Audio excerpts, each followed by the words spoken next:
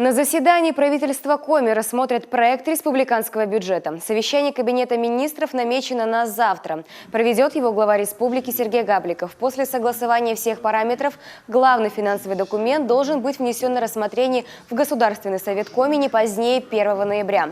Напомним, грамотная бюджетная политика правительства, которая в последние годы была сосредоточена на снижении долговой нагрузки и восстановлении устойчивой структуры расходов республиканского бюджета, дала положительные результаты. Это подтверждается повышением рейтинга республики ведущим рейтинговым агентством АКРА.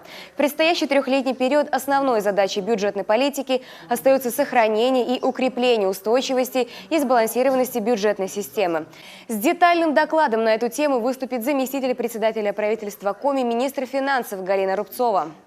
Однако уже сейчас известно, какие направления станут приоритетными в бюджете будущего года.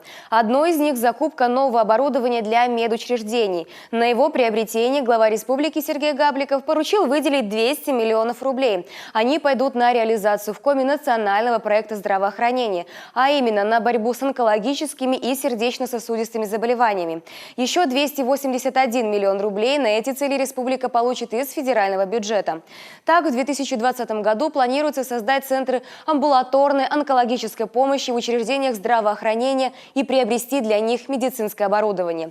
Обновление коснется Сыктывкарской городской поликлиники номер 3, Эжвинской и Ухтинской городских поликлиник. Новое медоборудование появится в республиканских онкологическом диспансере и детской клинической больнице, в кардиологическом диспансере и в Иркутинской больнице скорой медицинской помощи.